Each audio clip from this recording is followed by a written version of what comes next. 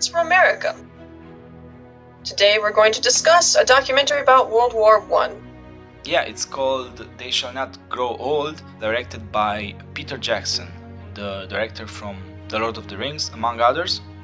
Yeah, I was really impressed. He made this for his great-grandfather who fought in the war, and I think he perished.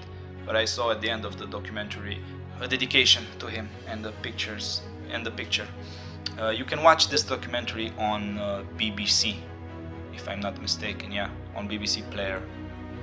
What's interesting about this documentary is the fact that it's not concentrating too much on making you learn about the historic events, like they did that in that month, they conquered that in that month.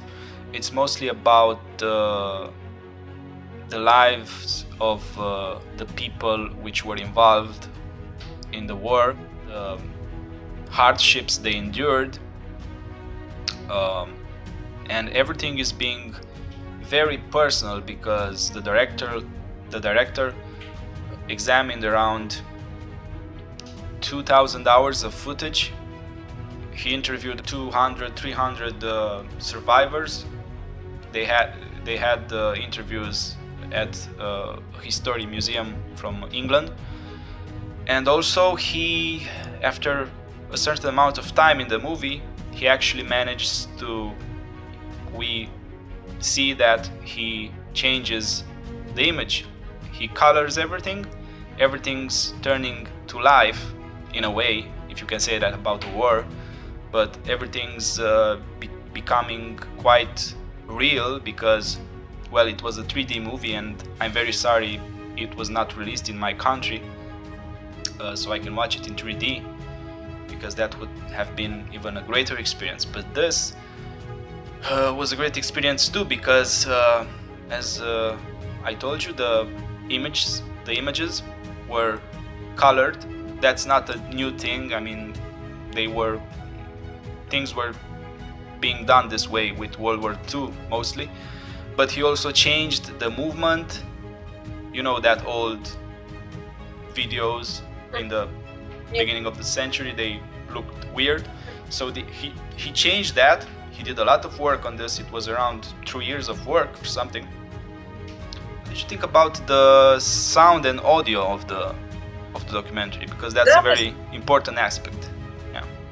Yeah, I think that was fantastic because, you know, there aren't any glitches or anything like that I remember, but what I saw of it, everything was very clean.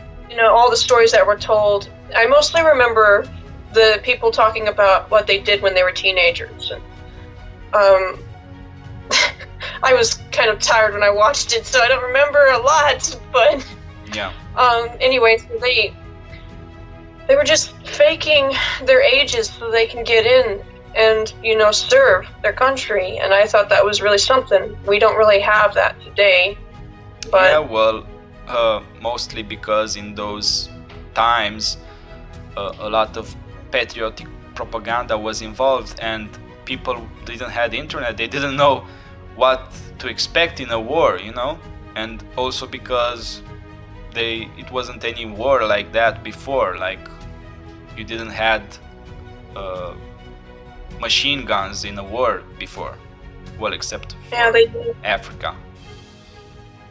The English colonists used that in Africa before, but, you know, on a much smaller scale. But yeah, so Peter Jackson hired some lip readers and actors, which they studied the imagery, the clips, and in the movie you can actually hear very veridic talks between soldiers. But as most of you know, they didn't have the technical capabilities to record the audio with the videos back then. So they used these actors and lip readers. So basically you can hear conversations between the soldiers with specific accents from that time, and you know, and also the sound effects, from what I've heard, again, it's They are made by the company, I just wrote it down, Park Road Post Productions, and that's a company who that dealt with the sound effects in Lord of the Rings as well. Well, I think they're friends with the director, so yeah. And Colin, who you know. yeah, another thing that was very interesting, they used a lot of propaganda posters, songs from that period. Close-ups zooms in to the faces of the men from that time, and you basically felt for those people, because when you usually see old footage like that, you don't even realize the fact that those were actual people just like you and me. You feel distanced because the images are old and everything, but when you see them in color and you actually see how life was back then, you start to feel, in a way, I always think this is therapeutic, because you feel grateful for what time are you living in right now when you see what happened then. Of course, a lot of people know about, if you ask people, they know, it was World War I, World War II, but they don't know exactly the details and exactly what people endured back then. They just know some historic facts, and when you see stuff like this, you're basically quite experiencing, having a glimpse of what people experienced back then. So I think it's very important to, in that way, history can teach us a lot and can make us have perspective. And of course, this thing about studying, knowing stuff about history like this and having all these perspectives can also have an impact on your creativity, on your inspirations. You don't have, of course, the documentary is about negative things, but I think you need to learn about all aspects of life. You're talking about how different things around us, well, pretty much, we're talking about different things around us that inspires us to create more stuff. Yeah. But world events, I know they've inspired me to write, at least. Sometimes it inspires me to make music, but most of the time it's writing. Yeah, well, because I must admit, I also watch a lot of material about the two world wars. Maybe I'm kind of too involved. I know about a lot of trivia about it, but it's a hobby of mine. I don't wish for any wars to happen, but I'm interested in what happened. So, anything else to add?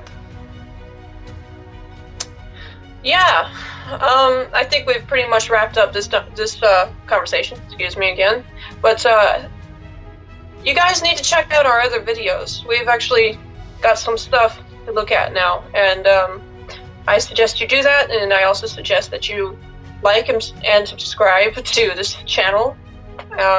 Follow our Facebook page, our Instagram. We recently started doing that. So, and the bell button. I always mention this. Of course, you can also purchase You can also purchase songs like the one we used in this video from our social links below. From our marketplace platforms there. Right. So, but anyway, we'll see you in another episode. Oh, and by the way, I'm back. I was away last time. I had a very serious throat issue, but now I'm okay, and I can do karaoke too. Yeah, we ought to do some of those. Yeah. Anyway. Okay, so see you. Bye-bye. Thanks for watching.